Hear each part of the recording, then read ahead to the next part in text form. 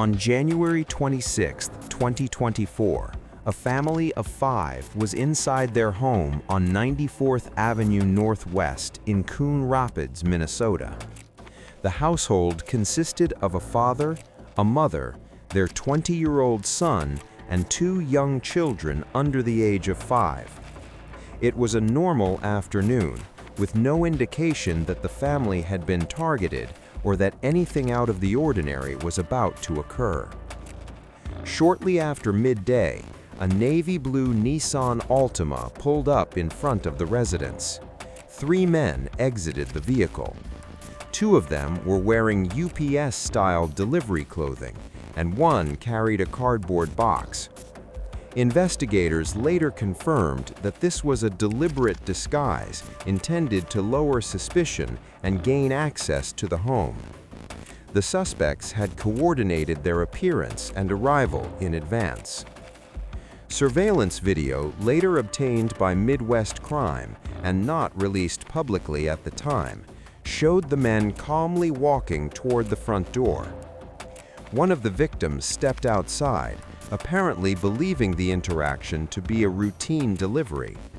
There was no visible sign of alarm. After a brief exchange, the 3rd suspect was seen walking up the driveway after being signaled by the others. Within moments, the situation escalated.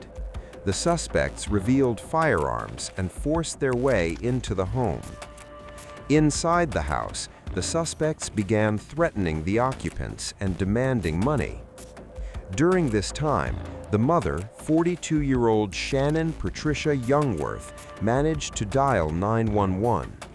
She left the line open, allowing dispatchers to hear what was happening inside the home as the crime unfolded. The recording captured raised voices, threats, and panic. Prosecutors later described this open 911 call as one of the most disturbing pieces of evidence presented at trial. At some point during the invasion, one of the intruders turned his weapon on the father, 39-year-old Mario Alberto Trejo Estrada. He was shot once in the head in the entryway of the home. Medical testimony later confirmed that the gunshot was immediately fatal. Prosecutors characterized the killing as execution style. The violence continued. The suspects then turned their attention to Shannon Patricia Youngworth and her 20-year-old son, Jorge Alexander Reyes Youngworth. Both were shot at close range. All 3 adults inside the home were killed within minutes. Throughout the attack, the 2 young children remained inside the residence. Before fleeing, the suspects attempted to destroy evidence.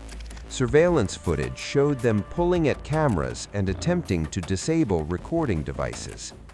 During trial testimony, investigators stated that this behavior suggested awareness that the crime had been recorded, though it was unclear whether the suspects knew about the surveillance system in advance or noticed it during the robbery. Despite their efforts, the majority of the footage had already been saved. After the shooting, surveillance footage inside the home captured a moment that later became a focus of testimony. The older child, still a toddler, was seen pulling his younger sibling away from the area where his mother lay on the floor. Investigators testified that the child appeared to be instinctively shielding the younger one from what had happened. Both children survived physically. Prosecutors later emphasized the severe psychological trauma caused by their exposure to the killings. Police officers arrived minutes later, responding to the open 911 line. Body-worn camera footage showed officers cautiously entering the home before discovering the victims. The children were located alive and were immediately carried out of the house by officers. The residence was secured and a full homicide investigation began. Investigators collected physical evidence, reviewed surveillance footage from multiple cameras, and canvassed the neighborhood. One of the first major leads was the navy blue Nissan Altima seen on video. The vehicle was traced to 39-year-old Alonzo Pierre Mingo of Fridley, Minnesota. Mingo was arrested later that same day after officers located him leaving his residence. During searches connected to the arrest, investigators recovered UPS-style clothing consistent with what was seen in the surveillance footage. Forensic analysis played a central role in the case. Fingerprints recovered from the cardboard box carried into the home were matched to Mingo. DNA evidence and cell phone location data placed him at the scene at the time of the murders. During courtroom testimony, forensic analysts explained how digital data showed coordinated movement between the suspects before and after the crime. Prosecutors identified Mingo as the primary shooter. As the investigation expanded, law enforcement identified two additional suspects, brothers Demetrius Trenton Shumpert and Omari Malik Shumpert. Cell phone records revealed communication between all three men before the robbery and after the killings. Surveillance footage, forensic evidence, and witness testimony connected both brothers to the home invasion. During police interrogations, the suspects denied responsibility and attempted to minimize their roles. They disputed who fired the shots and claimed the robbery was not intended to end in murder. At trial, prosecutors countered these claims by pointing to the coordinated actions of the suspects, the use of firearms, and the execution-style shootings. Courtroom testimony from investigators described the crime as organized and deliberate. Medical examiners testified that each victim had been shot in a manner consistent with intentional killing rather than accidental discharge. Prosecutors also emphasized that the murders occurred in the presence of two young children, which became a significant factor during sentencing. Authorities stated that the primary motive for the crime was robbery. However, several questions remained unresolved. Investigators did not publicly confirm why this particular home was targeted or whether the suspects believed large sums of money were inside. Law enforcement stated that there was no evidence indicating the family was involved in criminal activity.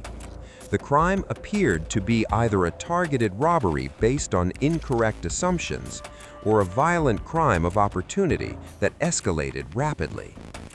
Alonzo Pierre Mingo was tried first. A jury found him guilty on multiple charges, including 4 counts of first-degree murder. In September 2025, he was sentenced to life in prison without the possibility of parole. Demetrius Trenton Shumpert was later found guilty on 6 counts of first-degree murder.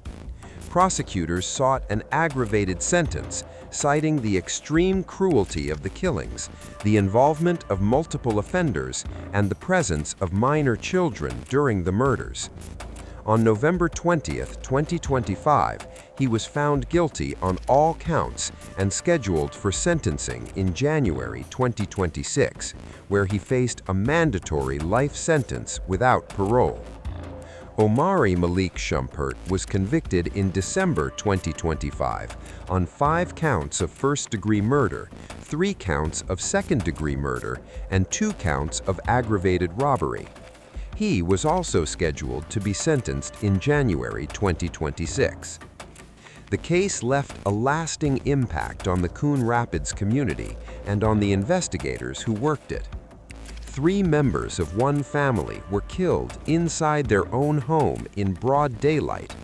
2 children survived, but witnessed violence that would affect them for the rest of their lives. The crime stood as a reminder of how a planned robbery, disguised as an ordinary delivery, turned into a triple homicide within minutes.